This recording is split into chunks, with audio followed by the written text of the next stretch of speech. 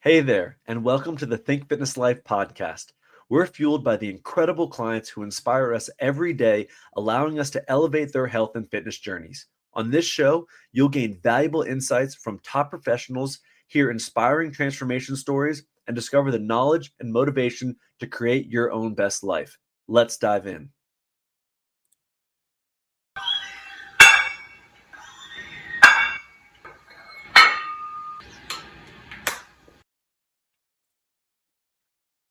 As someone who has continuously used therapy as a way to heal and elevate my personal performance, I know wholeheartedly that you cannot always read the label when you're in the jar.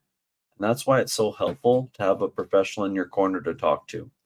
This podcast is sponsored by BetterHelp to provide our listeners with the opportunity to work with a licensed therapist from the comfort of your own home. Receive 10% off your first month when you sign up by going to betterhelp.com/TFL.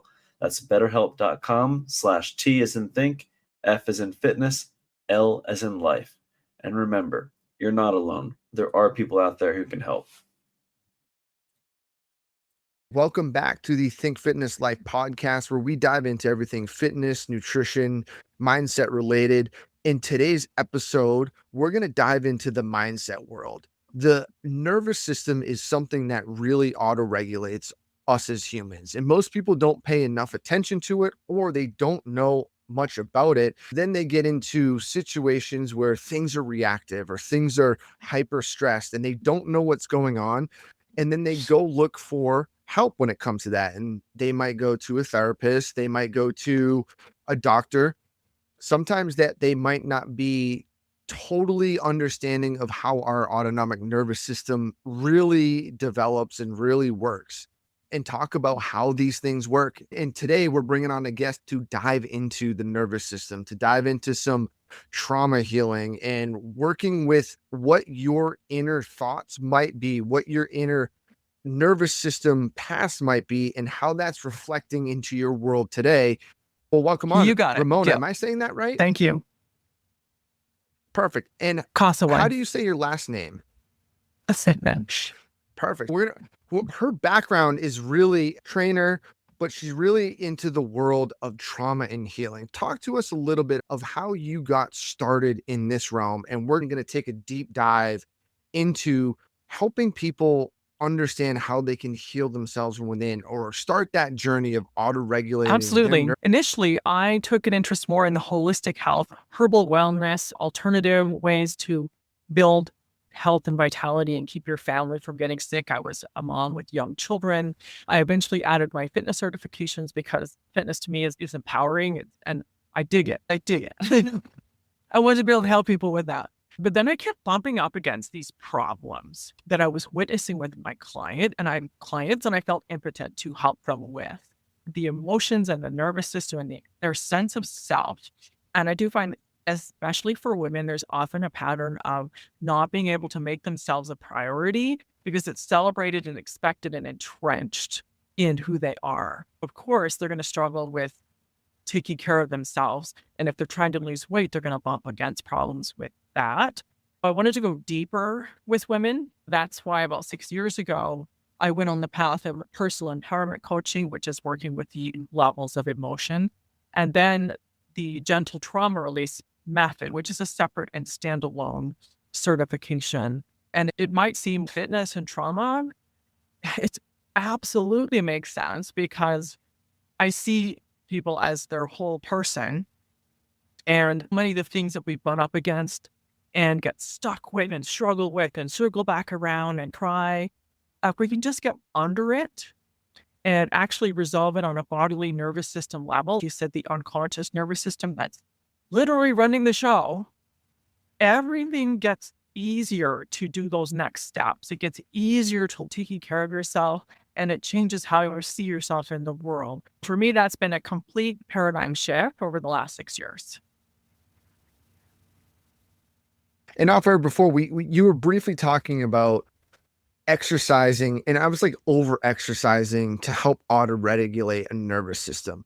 Go into that a bit, because we've all had clients or have clients or even ourselves that have used exercise at one point to help us, but did we actually really know we were regulating or trying to regulate our nervous system? Let's dive into that a little bit from your perspective of why someone might start doing that and how to Yeah, a lot of recognize us it. who'd identify as a gym guy or a gym gal, you fall in love with it and you get Yeah. borderline addicted, which is cool. It fulfills you. It's important to be for strength training in particular and just movement in general as a cornerstone of your how you care for yourself, and absolutely to change your state, because we all need ways to come back to our body and get out of our head and burn off the stress hormones that accumulate in traffic. But what's missing? What's missing here? If you feel this need that you're going to completely spiral if you don't get a workout today, what's going on? Sometimes it's just that we don't know what else to do with what we're experiencing. It's a physical sensation that we don't even know what it is. Sometimes we can't even name it. We can't name the emotion, but we know we feel this way. We need to escape it. Sometimes I find with trauma, relational trauma, your experiences and how you form your sense of self will have a greater need to control. That might look being super duper controlling and restrictive with how we're eating, or getting super duper rigid in how we're approaching training. And I like to get curious and sit with people. What's underneath? What is your body trying to help you to avoid and not feel? That maybe we need to think about and get curious that there's an opportunity for healing there. Absolutely. And I can see that even in a little bit of myself sometimes where I've been rigid that I have to do it this way, have to do it this way. And I even look back and say, yeah, like when talking to clients about whether it's eating disorders or workout, I tell them I borderline had one because I was dialed in, as some people would say, but I was restrictive in some ways. Now it didn't manifest as one you would see, oh, you're losing weight or this. It just a different type, a different way of it. Yeah. And people can get into that realm a lot. Do you see a lot of in your big realm is women?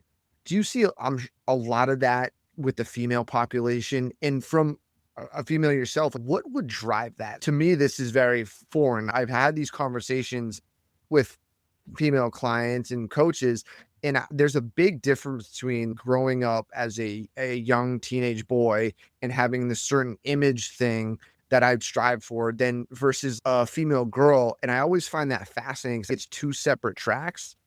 But what do you found that in females that it can just be a little bit more prevalent or Yeah, just there's different? so many things that are baked into our culture, our lifestyle, our upbringing.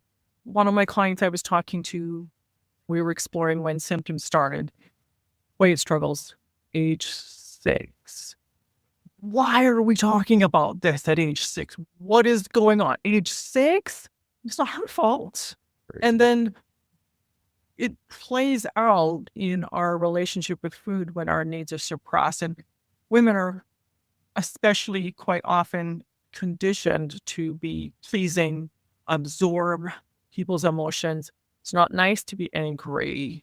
And also that they're very much validated by their appearance. Your appearance is your worth. That's what's said, not always in those words. We're 9 years old playing outside all day long, and then we better not eat potatoes. Those are fattening. What? It's culture and then our relationship with our bodies. The body is Morpheus starts young, even if you don't have an outright eating disorder or a diagnosable condition. That's not usually where my realm is. It's regular folks. And I find that it just helps to get under that. I know for me, even, I could think of looking back on my life, I was sexualized at 5 years old, sexualized at 12 years old, and that builds shame.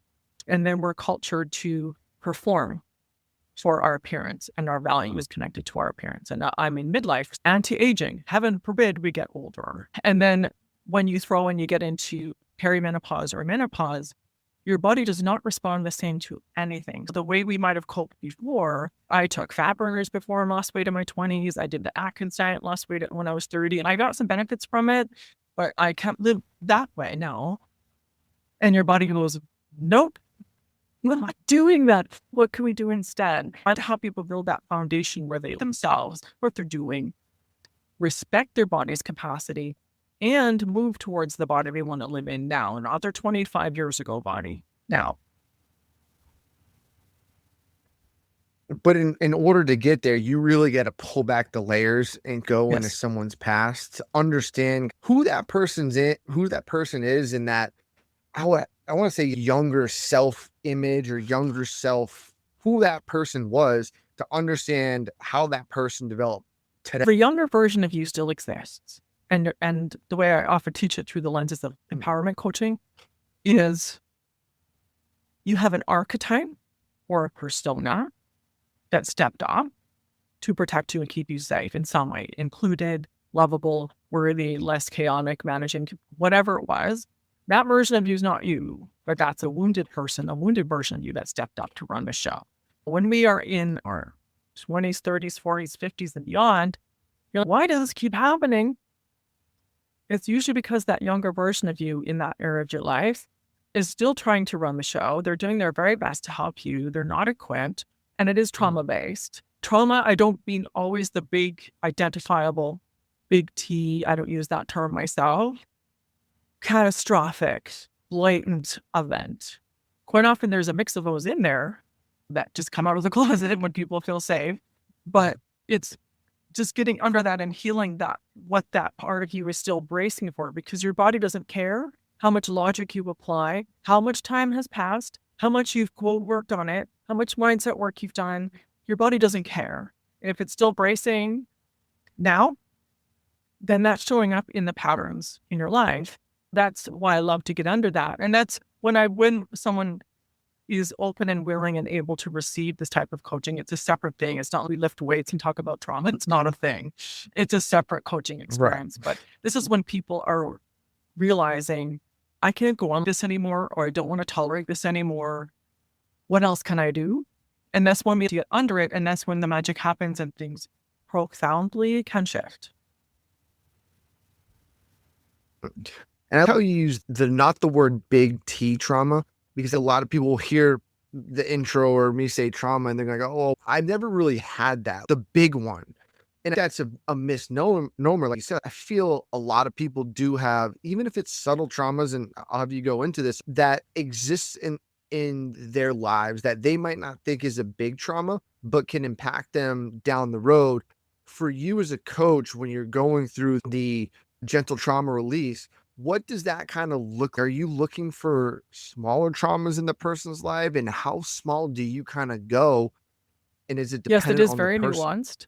The basic overarching process with gentle trauma release, it's always gentle and it's always integrated with the body, because that is where trauma resides. If you've just been talking about stuff, you might have awareness and an analysis and labels, but nothing's resolved. Your body doesn't care. We look for symptoms first. When did you stop sleeping?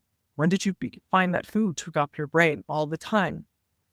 When did you have brain fog? When did you feel the past is that hopeless repetition that's going to keep on forever? Those are all symptoms, for example. And then we get curious about, when did they show up? What makes them worse? And sometimes it's accumulation. And it's not even just about one single event, but I'm shocked at how many times somebody comes out of the closet when people are safe enough to access and share. Creating that foundation of safety is always the biggest thing. And then working very strategically with the nervous system. We're not talking about just going and doing a somatic exercise or somatic breathing. Those are self-care tools. But this is about actually letting your body get the message, that thing that made me feel trapped, powerless, unsafe, unlovable, unworthy, is resolved. And your body goes, wow. And we resolve it there on the spot. And then your body will do its thing. It is very nuanced. And part of it is me leaning in and noticing what's not being said, as well as what is being said. And in these sessions, is it hands-on stuff, or is it more verbal, written down? How does this kind of play out when you say, oh, it's just not, we're just talking about it and then we move on? What's the nuances that you get into during the treatment to help someone, help their nervous system? Because they might not understand that their nervous system has been hijacked or it's overridden or on Exactly. hyperdrive. Or shut down and numb. Either one. or undulate between both. Yeah, that's a big one. All of my coaching is done on Zoom. It's not called a treatment, it is coaching. It's a holistic and alternative method. The face-to-face, it's the human connection, the witness, the curiosity, walking the path with them, but then strategically activating the nervous system when we access traumatic emotions, events, memories, beliefs, with what we would call vagus nerve exercises, working with what's called the ventral vagus nerve. We're basically, for those who've not dove into the trauma sort of world, the ventral vagus nerve is your largest nerve network, and it goes to your brain.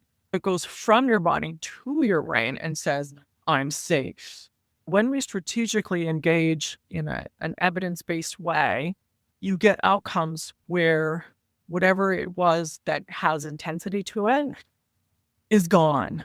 It actually literally changes in your body and in your brain. You no longer have an intrusive or intensity attached to whatever it was. That makes way for your higher self, your creative, resourceful, and resilient brain to start to change. You see things differently without it being forced when your body feels safe. You're strategically resolving whatever is left unresolved on a bodily level. Yeah, because I've even had the clients when they'll go into a hyper or a sympathetic drive that's a lot, that they might start to have this not even vagal nerve stimulation. They're just going through the threshold, and it can sometimes, I've had them, or some people, that doesn't have to be exercise, but they'll get into that realm where they'll start having some symptoms that refer back to whatever trauma that was, whether it's emotions or feelings, because I'm sure you've read that the body keeps the score. The body knows it will hold on to that stuff, and it can come out in different ways. Everyone's a little bit different. When you really, you can capture that vagal nerve stimulation and help that work through, that's huge. And a lot of people, they're going to hear it and say, oh, vagal nerve stimulation, what's that? And it's hard for some people, not you and I, to conceptually, how do we stimulate the vagal nerve? Give us some things you do to help someone get into vagal nerve stimulation and regulate that nerve, because most people, they have no idea. There's things that we do unconsciously already. If you see a child sitting in the corner, humming and coloring, she is stimulating her ventral vagus nerve inherently. When we rock in a chair, we are stimulating our ventral vagus nerves. When we chew food slowly, when we make eye contact with a safe person, gentle touch with a safe person, connect with nature and animals, that is stimulating our ventral vagus nerve. Because those things don't happen when we're fighting for our lives. We take it one step further. We have protocols with Gentle Trauma Release where we go from step 1, 2, 3, 4, 5, for example, and repeatedly with simple things that are accessible, engaging with the eyes, the throat, body movement, and like gentle touch in a way that's doable on Zoom. You're not doing a cold plunge. I don't need to touch anybody. Right. In a way that it makes it accessible, and it seems dumb. How does this work? They'll be, is this voodoo? Nope.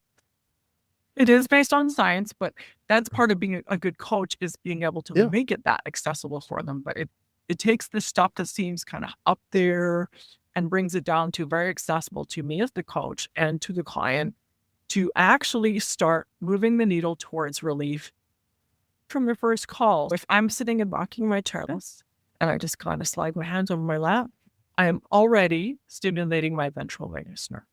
It's not just a random exercise. It's very strategic, that you're reconnecting in a safe way and resolving what your body was previously bracing for. That's why it feels simple and yet it's profound. When you have someone in front of you, is it a certain hierarchy or order of, I don't want to say exercises, techniques that you go through, or do you pick the technique based on what that person is giving you from a overall standpoint of who they are, and what you think they might need best? Yeah, we do have multiple protocols within the GTR practitioner training that will apply depending on what's left what's unresolved. At the foundation, we Okay. always start with looking at symptoms and get curious about what brought them to the forefront. And then we always look at what we would call core traumatic events, which is memories that you can pluck from the sky and go, I wish that thing had never happened. I was never the same when that happened. Since that happened, it still bothers me to this day, or it feels intrusive or intense. We always start by clearing traumatic events and memories that they no longer have any intensity or intrusiveness, because then if you're letting the water all the time, your body will change in front of you. You start yawning. Why am I relaxed? Maybe it's just, and it stays that way about that thing. Yeah. Along the way, the next part is the nuanced part. Again, me looking at what's happening in front of me with this person. What else is unresolved? There may be, especially with relational stuff, unfinished defensive actions that your body still fists up. One of my clients, she would find herself clenching her fists unconsciously when she was married to a perfectly wonderful man, but she'd been abused most of her life before him. Her body was now safe enough to start processing what it was still bracing for. And even though she'd worked on it, we gaslight ourselves, like, worked on it. Other people had it worse than me. Oh my gosh. No, we always start with clearing the events and memories that seem significant for that person, even if they don't look that shocking on the outside. Sometimes they are, but not always. And then we look at what's left. There's a residue that also needs to be addressed. Who did you need to become because of what did or did not happen? Sometimes it's about what did not happen. How were you not held, supported, and protected during your lives? We need to work with the identity, the inner critic, the behaviors and the lack of boundaries, and the coping mechanisms that unfolded just to survive in your body's wisdom, to help get under that and help you to continue to integrate that healing. And the third part is actually building this new version of you with a new identity that's authentic to you now, and you're expanding into, and it feels juicy and real and authentic, and just, I love myself now. That's the goal. And it, like you said, it's going to sound hard because these techniques, it's the nervous system, it's the brain, it's subconscious, conscious. There's nothing really tactile that humans can do to create that change. We have to kind of let it process and happen through remapping of cortical dominance and cortical sense of function. And that's the cool part about the brain, but also the tricky part, and why you exist to help other people, because I feel sometimes people, not to knock therapists, they go to certain therapists, they just don't get what they might need out of it because their nervous system is locked up, or they haven't coped with whatever trauma they're dealing with in their way. Is that something you see often? People have exhausted other things that I've been trying and it doesn't work, because I've also read books of, there's many different strategies, something like cognitive behavior therapy. I've read it. I've never done it. I understand it a little bit, but I've also had people say, hey, there's limitations to them doing it, and it didn't really help. Yeah, I'm always glad when people have reached out for support or leaned into trying to help themselves, and everyone will find their own things that are most helpful for them. But what I find when I connect with people, they feel something's wrong with them because it's not resolved. One of my clients said to me recently, I've been going for all this therapy. My therapist said, now you understand your patterns, and almost expectedly, why don't you fix this then? But your unconscious is powerful, that knowing your patterns and understanding them and labeling them, your unconscious is still going, nope, I'm going to keep you safe, and this is how I'm doing it. And then it feels like you've failed in some way, which is not helpful. Quite often when I've connected with people, they have worked on themselves for quite a bit.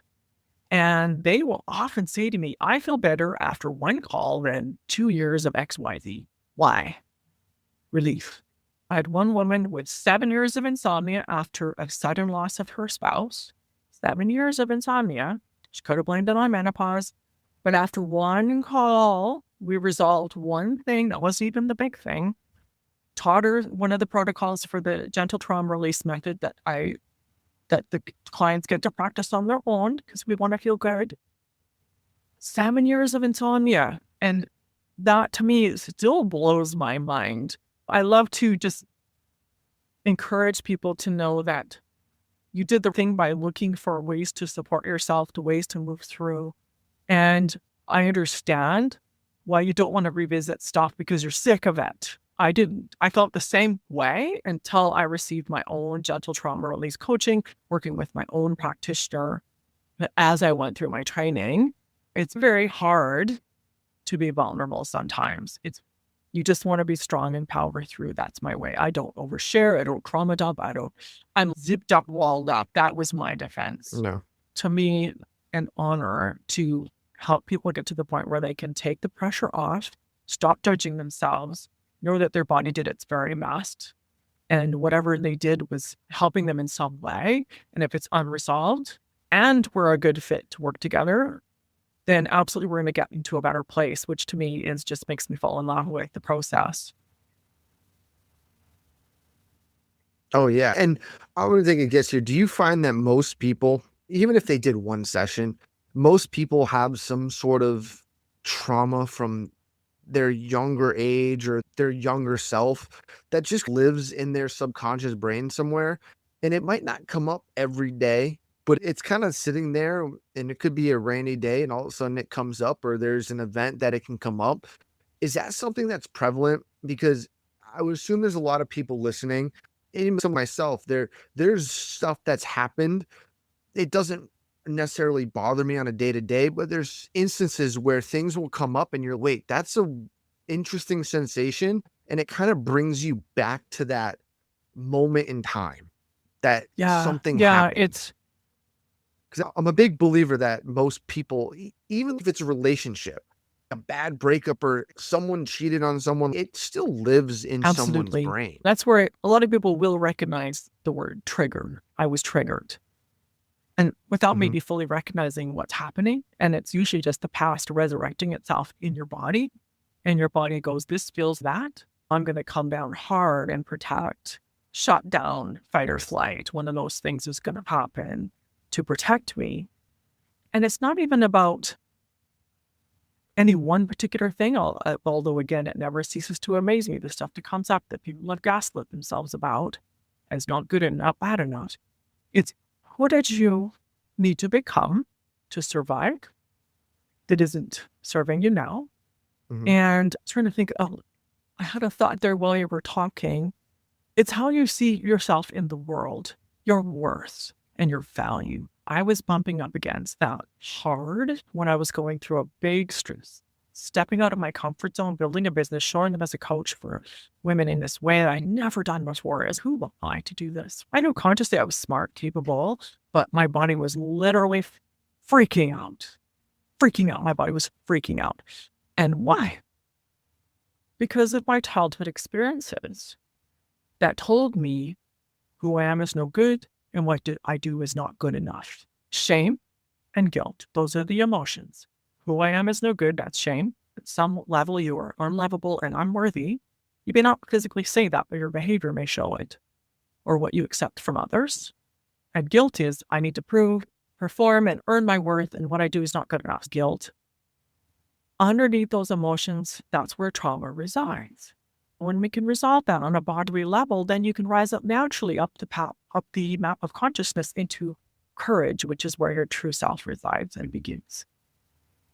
Hey, I want to talk about my daily supplement routine and one of our sponsors on the show, Recommend Nutrition, which uses the top-end quality, doctor-backed supplement that is in a league of its own when it comes to total male vitality and performance, supports healthy libido, desire, even satisfaction during intimacy, plus helps support strength, muscle tone, stamina, and physical resilience, as well as supports prostate health, healthy aging, and longevity.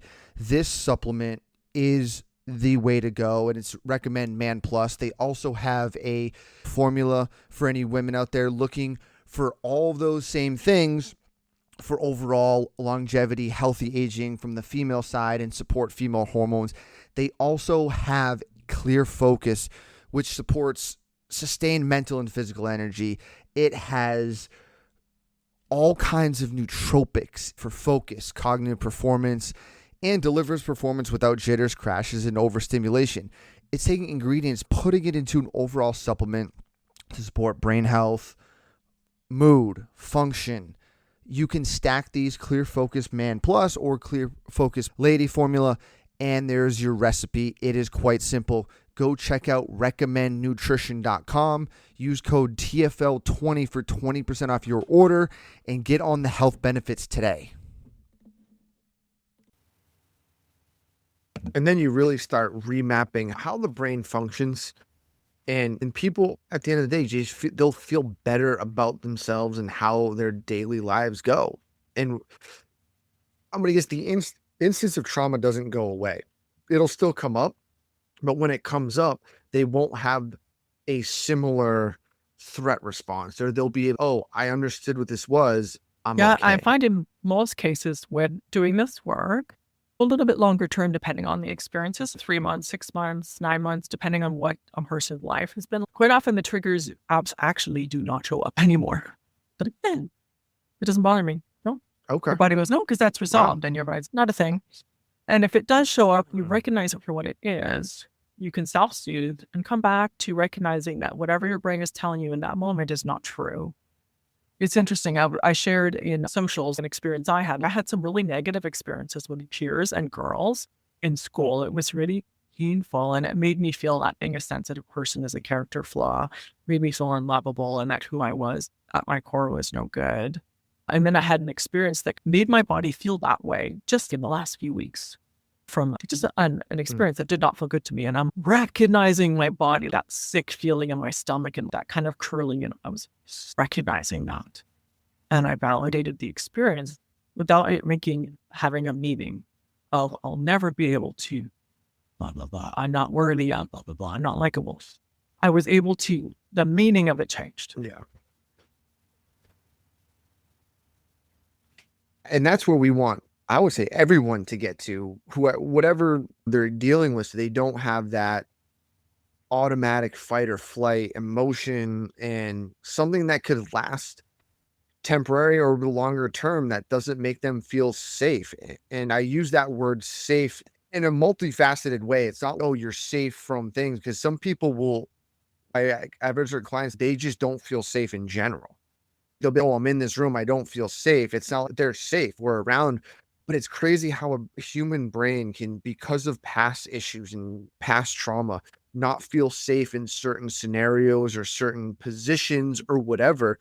And there's ability to help that person or help that brain understand that it can be safe. Because once it does not feel safe, that's when autonomics and your consciousness, subconscious is going to go through the roof in a negative way. I have a free resource which I can give to you to share with the show notes, but called the Gentle Trauma Assessment. And then you can ask yourself, is this symptom, whether it's physical, emotional, or cognitive, is this related to trauma in some way?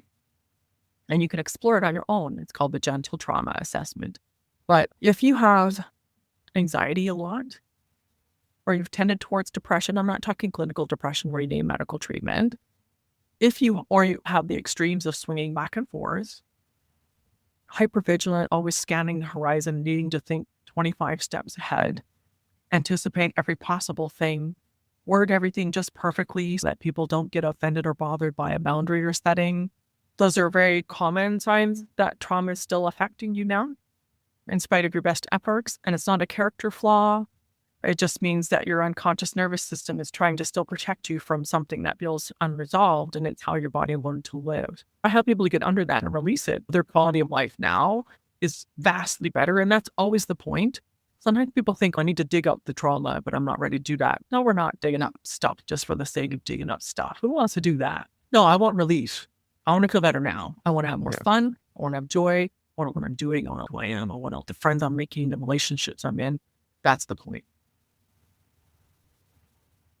Someone can't just, you mentioned digging up, they can't just say, hey, I'm going to dig this up, remember it or reenact it in their head or whatever, and then just go, okay, I trying to understand it or whatever.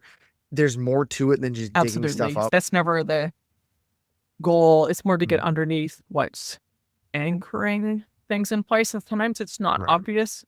to the person is something we explore with and connect with, noticing body language and what your body's doing. And this is working with skilled people who actually work with trauma. I don't expect the everyday person to know what to do with it. There's certain things we can do for ourselves, but then at some point we go, well, what else am I going to do here? And this is why just having someone there who can witness you and guide you through to the other side, it takes the onus off you to have a coaching hat on about yourself all the time. And sometimes revisiting a traumatic event on your own is just making you re-traumatize. We don't want that either. Yeah, especially because sometimes we try to understand why something happened to us or understand what this was. And then sometimes there's no answer. You're not going to be able to comprehend why someone did something to you or why this happened. And it's frustrating. It's like a brain mind. I'm trying to figure out this is for anything. Why is this going on? Why is this happening? I'm very analytical. It just for people that I don't think it would work, especially someone me. I'm just analyzed. And there's just sometimes there's no rhyme or reason why someone would act a certain way or something would happen a certain way. That's something that is very typical when I first connect with someone. I connect with a woman who had been in an abusive relationship and was in the middle of a separation and divorce. And for someone who's kind-hearted and sensitive, she was getting stuck in, I can't understand why. Like, it's not your job to understand why. That's on them. And it can keep us in a loop of trying to find closure where there's none to be found. I help people to experience closure on their own. And if there's words that need to be said or defenses that need to be released, which we do together with safe protocols, we're not suppressing anything. We're letting it all move through and be validated. Then they feel free without needing to involve someone else because we don't need them. Gotcha. Yeah, it's very interesting because it becomes you need a team. You need other people to help your brain navigate its realm because sometimes it's almost to me, it's my brain's in one way that I need someone else to look at it and help to navigate it because it's just, I'm in it because it's just controlling and not was it controlling, but it's operating from within where I need someone to take a 30,000 foot view and be, hey, here's what we can do. Hence why someone you comes into that. I love to help people just to take a breath and stop analyzing themselves and get out of their head and get back in their body. And it's something they weren't really able to do on their own fully because trauma pulls us out of our body to keep us safe and reduce the impact of pain or distress. Makes perfect sense that you're in your head and try to problem solve. When I can help people to create safety within their body, then you're connected to your intuition again and you trust yourself to take what comes and navigate life from a position of trusting yourself instead of needing to micromanage every little detail. Yeah. And for some people, I'm sure it's hard for them to let go of that. Their sense of pride, self, and overanalyzing, all that stuff. It's not easy to do, but to understand and to do it allows the brain to become more plastic, more able to change and for the better, become a different person per se, even though that you said the younger self, they're still there, but you're now remapping that new the person. way I like to describe it to them is you're not leaving them behind. You're not burning it to the ground. You're taking the whole. That little person, that version of you, the disempowered version of you is not equipped to run your life. You're taking them home, but you're taking charge from a place of your wholeness.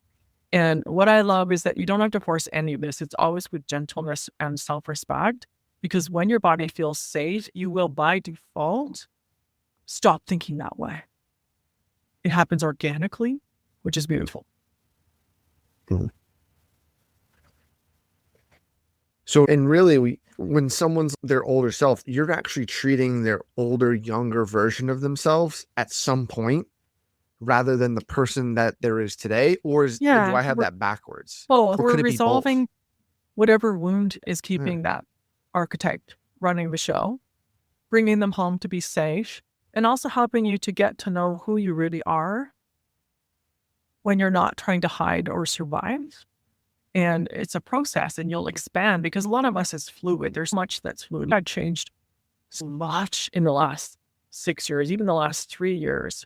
My essence is there, but there's so much that I've expanded into. And that's what will happen organically for listeners as well. If you're not going to stay the same as what you needed to survive, which is very limited, to what is possible for you. You don't need to be perfect. You can accept those imperfections more readily and still yourself. And that's the goal, is to help people to love themselves again, see their worth, and see their place in the world from a more empowered lens. Yeah, and that's a tough thing for a lot of people, that worth issue. Some people don't think that they're worth anything, or they don't see the worth because of the world we live in nowadays, where it's hyper vigilant on social media, image, all this stuff. It is a whirlwind of stuff that goes on, and it's hard for this human brain to understand and really comprehend things moving that fast and all this happening. And it's hard for people that aren't in this field, what you and I do, and you're more experienced than I am, to understand really how the brain operates and functions and what it holds on to, the memories, the trauma, the injuries. There's so much that this nervous system holds on to, and it comes out in different ways. I don't think people even can comprehend that. Hence why they really need to, hopefully they're listening to this and they step back. Oh, there's a lot more to my trauma than that I Yeah, you actually don't even thought. need to identify it as trauma if you don't want to. Sometimes people don't want to label themselves that way, or it feels too Yeah, much. Cool. You can say, okay, fair. Yeah. what is happening here and keeps showing up that is an unwanted experience? What's going on? And it's usually there's an Okay. element of unconscious behind that. And that's where to get curious, and we kind of look under rocks together to get to resolve that.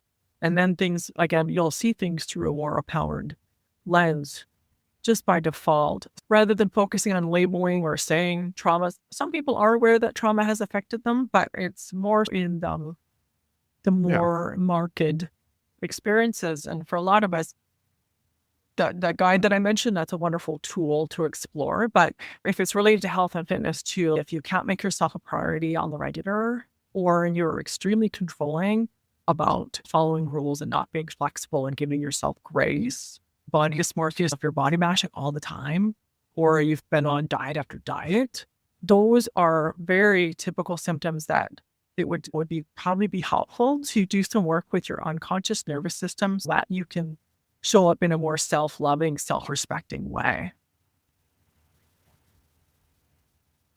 Yeah, and for people get to, I when you said body dysmorphia and stuff like that, like, I kind of smirked because to do degrees, I definitely have that. And it's still prevalent. I will do certain things because I want to look a certain way. And I can trace it back years, different conversation for a different day. But it's funny you mentioned that because I still, and I'll tell my clients, I definitely have it. I am doing stuff to have a certain image to what I want to look like, and it drives a lot of my decisions. Some people will be, oh, that's very disciplined. I can agree, but then there's times where it drives my system to the nth degree where it's not really, I don't say it's unhealthy, but I get neurotic Yeah. about it.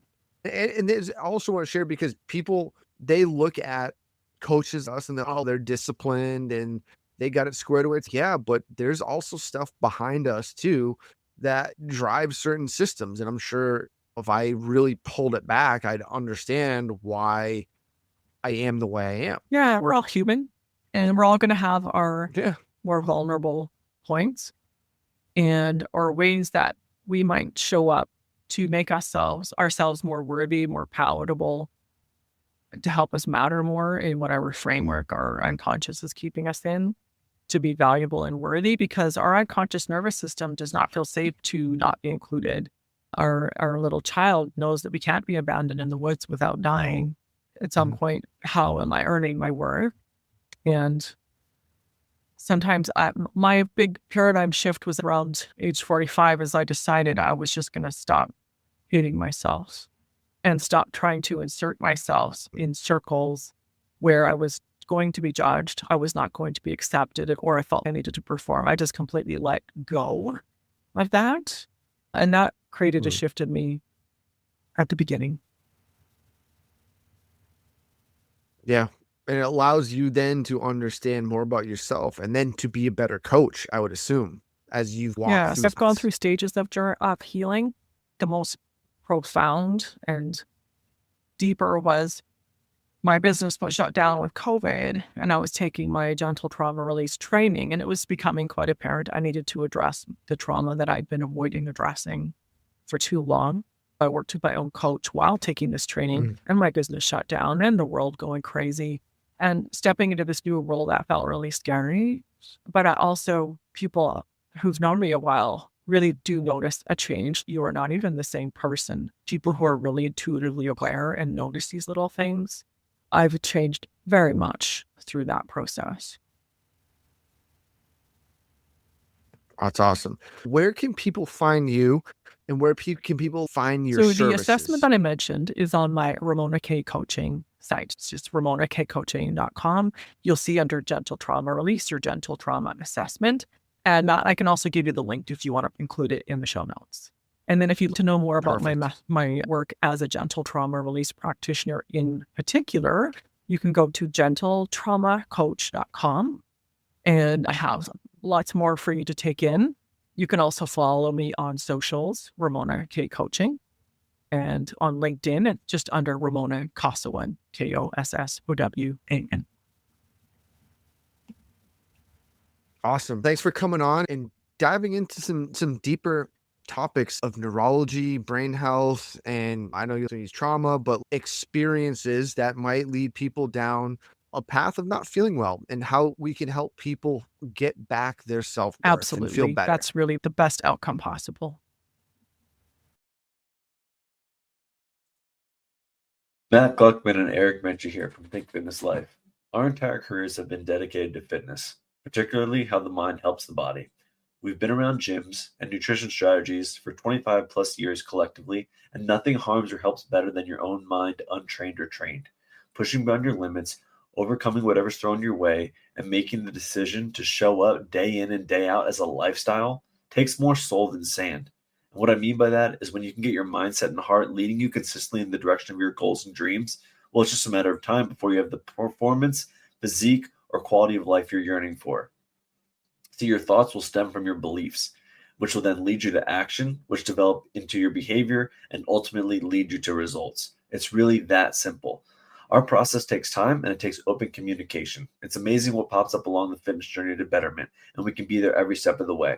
To learn more or apply for coaching, visit www.thinkfitnesslife.com. Start recreating your life today. This episode is brought to you by Progressive Insurance.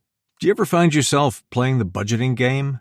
Well, with the Name Your Price tool from Progressive, you can find options that fit your budget and potentially lower your bills. Try it at Progressive.com. Progressive Casualty Insurance Company and Affiliates. Price and coverage match limited by state law. Not available in all states.